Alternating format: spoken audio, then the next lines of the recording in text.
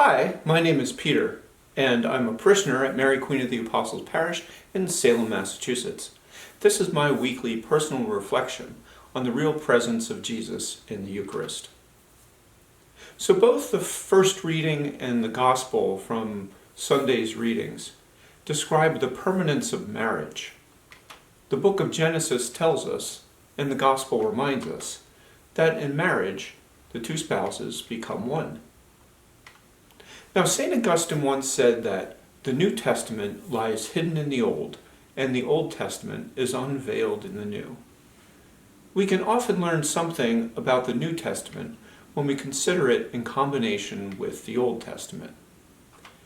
Now, in the context of Genesis, many early church fathers interpret Mary as the new Eve and Jesus as the new Adam. But I think we can miss something important here if we just stop there. We can miss out on an insight into the Eucharist if we focus only on Mary as a new Eve. Here are at least two reasons why. First, notice that in the New Testament, the sequence and manner in which Mary and Jesus come into being is different from in the Old Testament. Adam came first, and Eve was formed from the side of Adam. But Mary came first in terms of her human body, and Jesus' human body was conceived within and from Mary's. In a way, his flesh came from her in part. Mary was not formed from Jesus' side. Now, second, Mary is Jesus' mother, not his bride. So some early church fathers also recognized the church as a new Eve, and in these two ways in which Mary is not. So first, on the cross, the church is formed from the side of Jesus. The blood and water that flowed from the side of Jesus after his side was pierced by the centurion is said to represent the sacraments of baptism and the Eucharist that are the foundation of the church.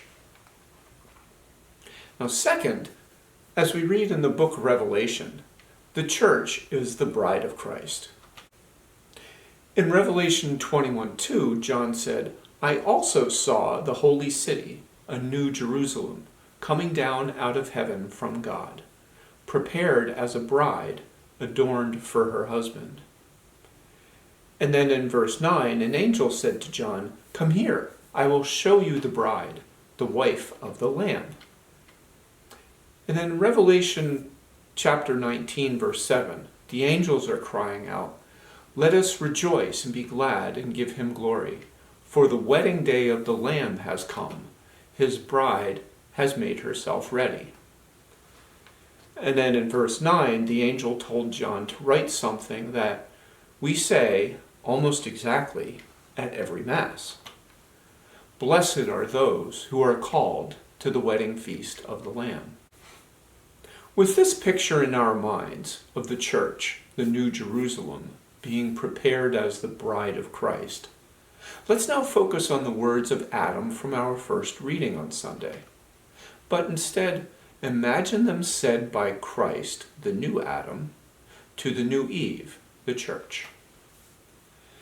So imagine Jesus asleep on the cross, and God the Father with the Holy Spirit forming the church out of the blood and water from Jesus' side, seeking to make a suitable partner for Jesus. And then God the Father presents that church to Jesus in the same way he presented Eve to Adam. Now imagine, as in the book of Revelation, the church coming down out of heaven from God the Father to Jesus. And then imagine Jesus saying this to his bride, "This one, at last, is bone of my bones and flesh of my flesh." So how does the church come to have bone of Jesus' bones and flesh of Jesus' flesh? Well, through the Eucharist. Because Jesus is present in the Eucharist, the church actually becomes one with Jesus. Because the Eucharist is Jesus' body, blood, soul, and divinity, the church is bone of his bones and flesh of his flesh. And because Jesus is present in the Eucharist prepares the church as the bride of Christ. So when you worship at Mass this Sunday, whether in person or virtually, whether receiving communion or not, or performing a spiritual communion, remember that we are blessed to be called to the wedding feast that is this Mass. Imagine that through consuming the Eucharist, you're now becoming, along with the rest of the church, the bride of Christ. And imagine Jesus saying to you personally, just like Adam said to Eve, "At last, bone of my bones and flesh of my flesh."